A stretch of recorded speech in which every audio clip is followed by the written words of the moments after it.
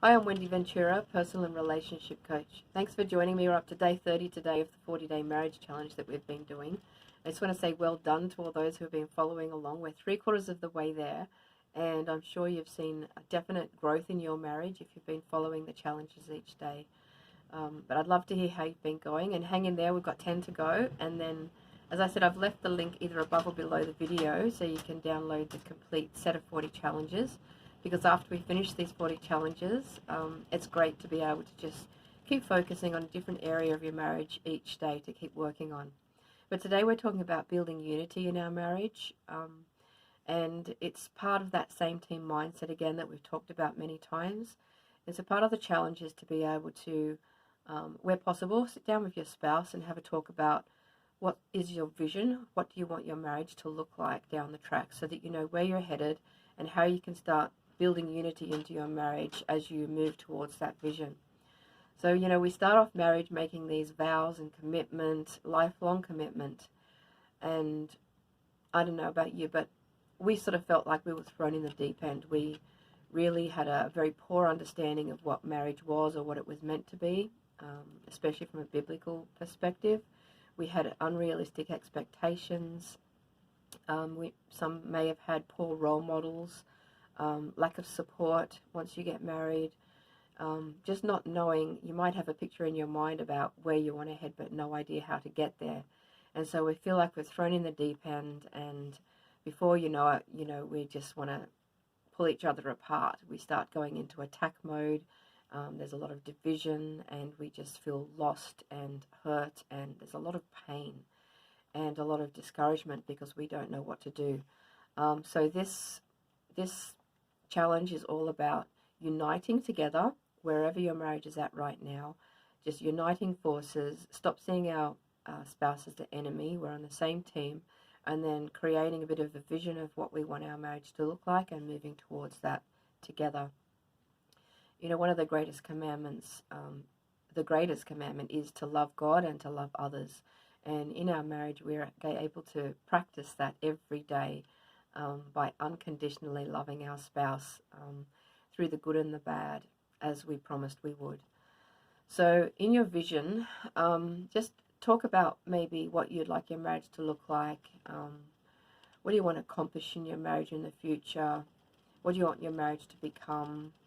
And then that helps us to sort of look at the bigger picture and gives us motivation and energizes us to drive us forward towards that.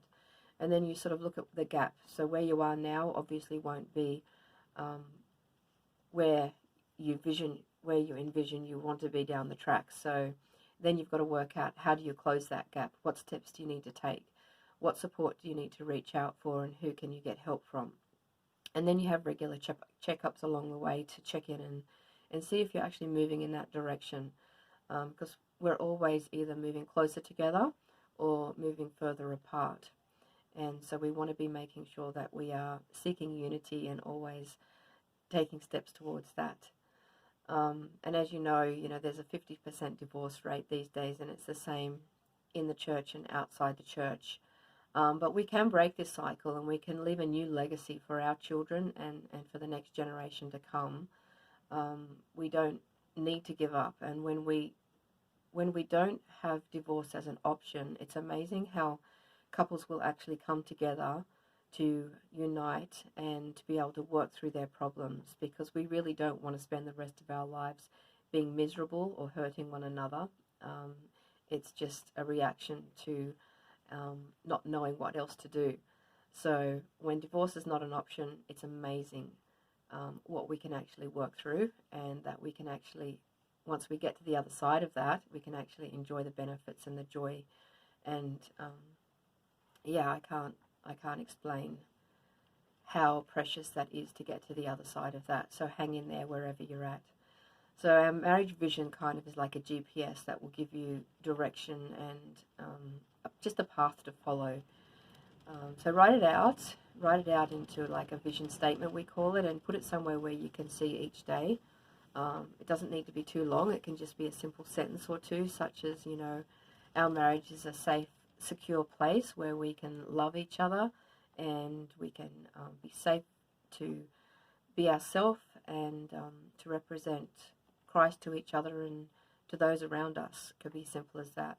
I'm a bit more wordy, so ours is sort of, a paragraph or so. But then, we also have a motto alongside of our vision, and our motto is "You and me against the world," which to me just speaks unity into our marriage every day. And we say this so often, there's not a week that goes by when we don't say this to each other. And it really does unite us and strengthen us and prepares us for those troubled times that come. And when they come, it's just on the tip of our tongues. It's in our thoughts that it's you and me against the world. And we sort of live this out in action as well. So when you do face a problem or an issue, instead of seeing the other as the problem or attacking them, we come alongside each other, so we can even physically, get up off our seat and come and sit next to the other person, so that we're joining forces, uniting to be able to solve the problem. And, in marriage, realistically, we will have problems, we will have arguments, we will have disagreements, but it's being able to work together through those in a healthy way, bringing both of your perspectives into the marriage. You're going to get better results. You'll be able to make wiser decisions when you're both united in things, united but different. And it's great for our kids to see as well. They don't want to see us hurting or attacking each other. That's harmful for them as well as for ourselves, and misrepresents God and our testimony.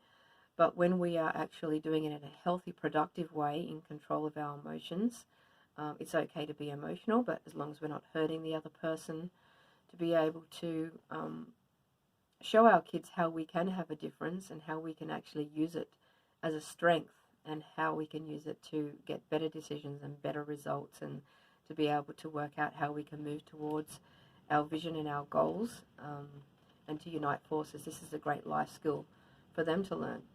So I'd love to hear how you go. Just to quickly recap, we're going to be talking about our vision with our spouse, or even if you're doing this alone, one person can actually turn around the direction of a marriage. It doesn't always work that way, but in many, many cases, that's how it starts out. So talk about, find a vision, write down a vision statement, and then start moving towards that. Take a step today and every other day, and check in. Just ask yourself questions like, is this moving us towards our vision? Is this uniting us? Is this building up our marriage? Or is this pushing us in the other direction? And just checking everything through that lens. Love to hear how you go, and see you back here tomorrow. Bye for now.